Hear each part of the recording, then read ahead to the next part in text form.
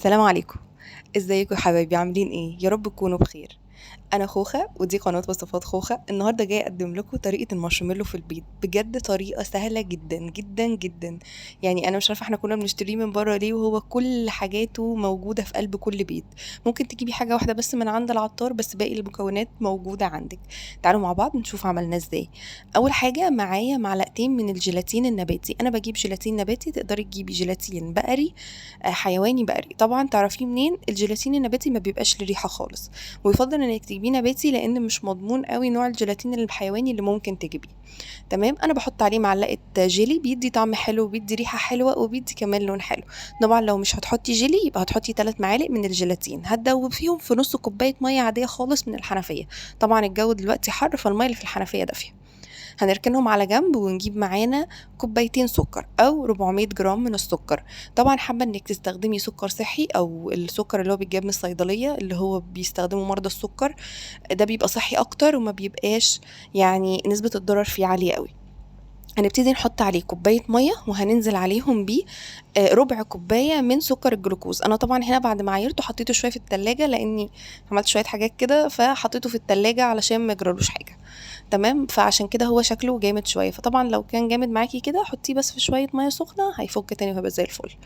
تمام. هبتدي ان انا انزل على المية والسكر اللي انا عملتهم بربع كوباية من السكر والجلوكوز، وممكن برضو انك تستخدمي عسل نحل. وممكن هنبتدي بقى ننضف كده بقى اي شوائب حصلت في السكر دوت وهو بيغلي، وننضف الطروف كده علشان ما يسكرش مننا. طب نعرف منين ان هو بقى جاهز معانا؟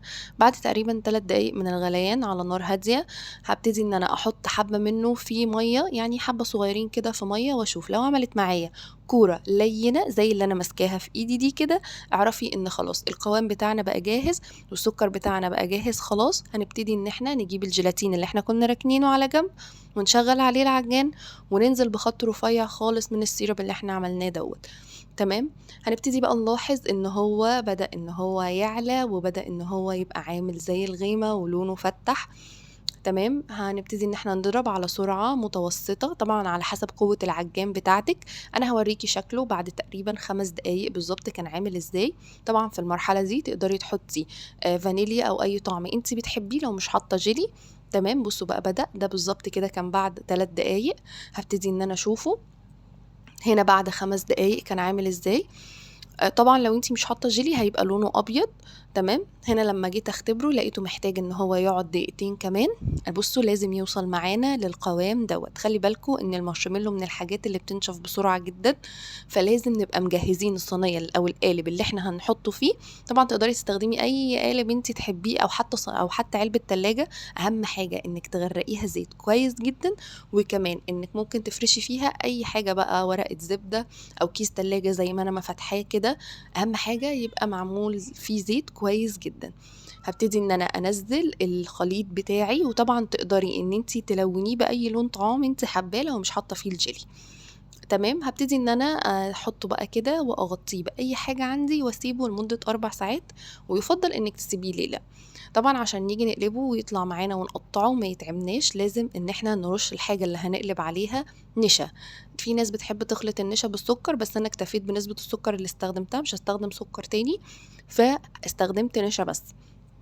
تمام. لازم بقى اي حاجة هستخدمها اغرقها كده نشا علشان خاطر يبقى سهل معايا في التقطيع، لان من اوحش الحاجات او ارخم المراحل في المارشميلو هي تقطيعه، لانه بيلزق وبيبقى كده يعني استيكي كده وجميل. تمام. ممكن تحطي في السكينة زيت برضو هتسهل معاكي التقطيع، مش هتستخدمي نشا كتير. بس كل الموضوع ان انا استخدمت نص كوباية مش كتير يعني. تمام. والباقي ده كمان لميته ونخلته تاني واستخدمته عادي في اي وصفة تانية، فالموضوع سهل جدا. بصوا بقى القوام عامل ازاي. بصوا المطة وسفنجي قد ايه وهش قد ايه. طبعا عشان نحافظ عليه لمدة أطول لازم إن احنا الحبة اللي احنا هنحفظهم نحط فيهم نشا كويس جدا علشان ما يلزقش في بعضه. تقدري تحفظي المارشميلو ده عندك أسبوع كامل على رخامة المطبخ، ما بيجرالوش أي حاجة. تعملي بقى منه الألوان اللي انت عايزاها وفي الأشكال اللي انت عايزاها، ودلعي الولاد ودلعي نفسك بدل ما نروح نشتريه بالغالي وهو سهل ان احنا نعمله في البيت. أتمنى تجربوا الوصفة، ولو عجبتكم ما تنسوش تعملي لها شير علشان توصل لأكبر عدد من الناس. سلام.